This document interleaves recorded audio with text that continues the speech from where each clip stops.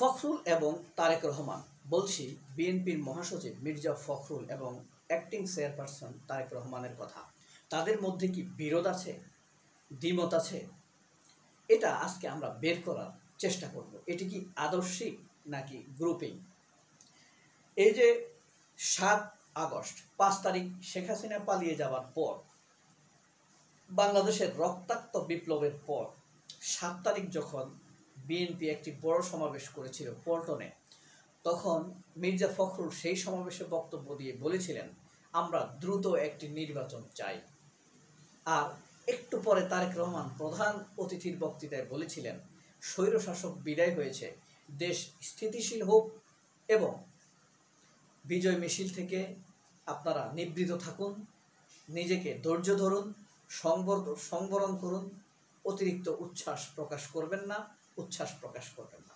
এই ছিল দুইজনের কথার পার্থক্য। একজন চেয়েছে নির্বাচন, আরেকজন বলেছে শান্ত থাকা এবং ধৈর্য ধরা। এরপরে দেখেন,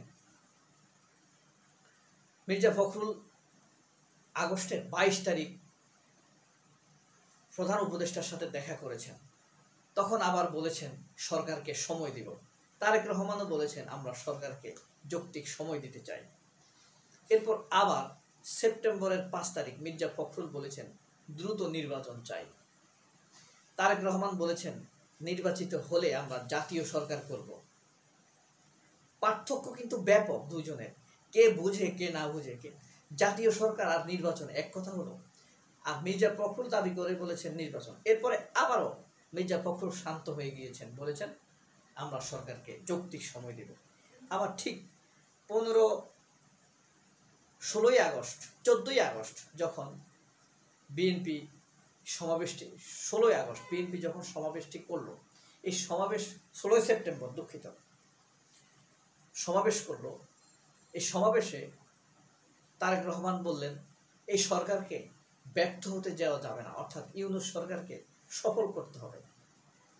মির্জা ফখরুল আবারও নির্বাচনের কথা বললেন। এখানে দুজনের মধ্যে পার্থক্য স্পষ্ট দেখা যাচ্ছে। তবে একটি কথা বলিনি, বাংলাদেশে যত রাজনৈতিক দল আছে, এই দলগুলোর যত সেক্রেটারি বা মহাসচিব বলেন, যা সাধারণ সম্পাদক যাই বলেন না কেন, সবচাইতে বেশি স্বাধীনতা ভোগ করছে মির্জা ফখরুল। অনেকে হয়তো মনে করে তারেক রহমান যেভাবে বলে মির্জা ফখরুল সেভাবে করে না। মির্জা ফখরুল সবচাইতে স্বাধীনতা ভোগ করছে, সবচাইতে বেশি স্বাধীনতা ভোগ করছে।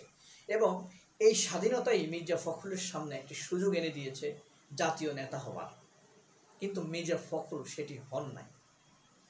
সেই সুযোগ তার ছিল কিভাবে? যেমন তিনি সবার সমস্যা নিয়ে কথা বলেন নাই।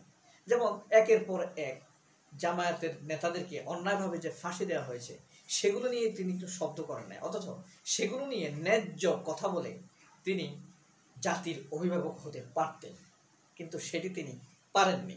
সেই সুযোগ তিনি নেননি।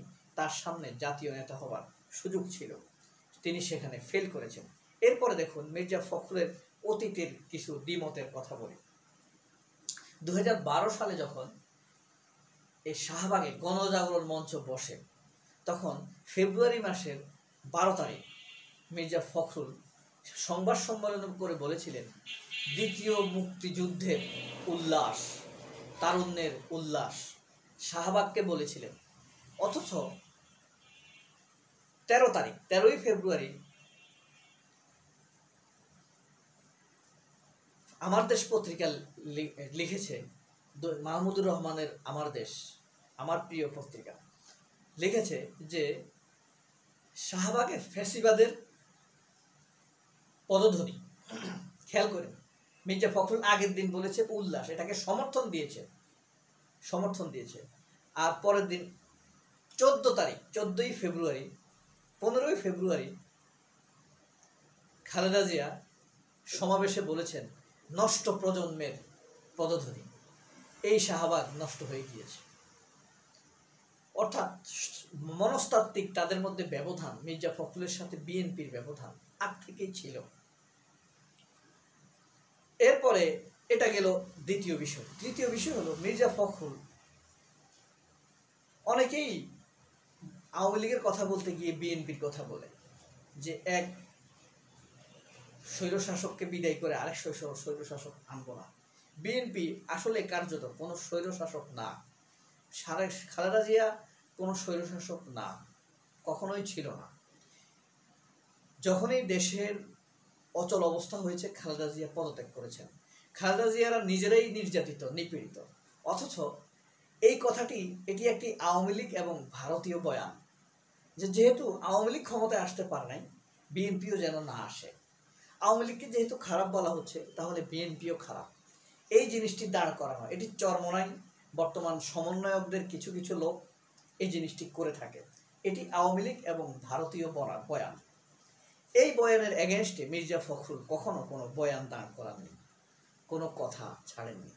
এমনকি তারেক রহমান এবং খালেদা জিয়ার বিরুদ্ধে যে অপপ্রচার, নগ্ন অপপ্রচার করে যাচ্ছে, বিশেষ করে প্রথম আলোর নেতৃত্বে সময় টিভি, ৭১ টিভি, অন্যান্যরা যে অপপ্রচার করে যাচ্ছে চ্যানেলায়, প্রথম আলো, মির্জা ফখরুল কোনোদিন এসব অপপ্রচারের প্রতিবাদ করেনি। কারণ আশ্চর্য হলো, বিএনপির ভিতর থেকেও কেউ এটার প্রতিবাদ করেনি।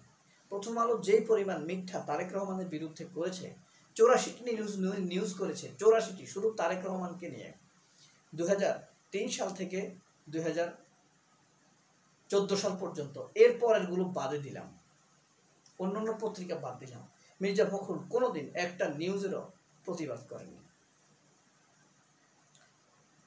এমনি মাঝে মাঝে তিনি খালেদা জিয়ার জন্য কাঁদেন, খালেদা জিয়ার ইমেজ পুনরুদ্ধার করতে হবে, তার মামলাগুলো মিথ্যা, তারেক রহমানের মামলাগুলো মিথ্যা।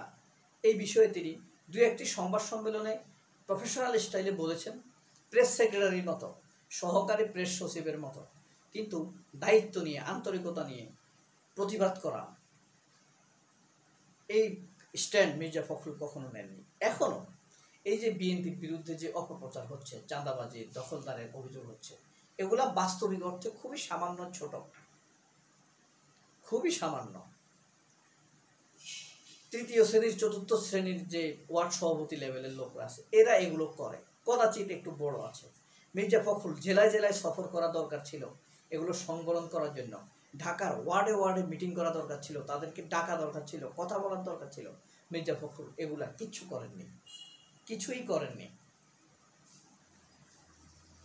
এরপরে দেখেন, কাদের গনি চৌধুরী নামের এক সাংবাদিক বসুন্ধরার কাছ থেকে চাঁদা নিচ্ছে বিএনপির ভেতরে থেকে, মানে মিডিয়া উইংসের সাথে থেকে। মির্জা ফখরুলের লালিত পালিত লোক সেই কাদের গনি চৌধুরী, এই কাদের গনি চৌধুরী। অর্থাৎ মির্জা ফখরুলের ইচ্ছা উদ্দেশ্য বোঝা খুব কঠিন। ভদ্রলোক, গুছিয়ে কথা বলেন, সুন্দর চেহারা, তাকে বোঝা অত্যন্ত কঠিন।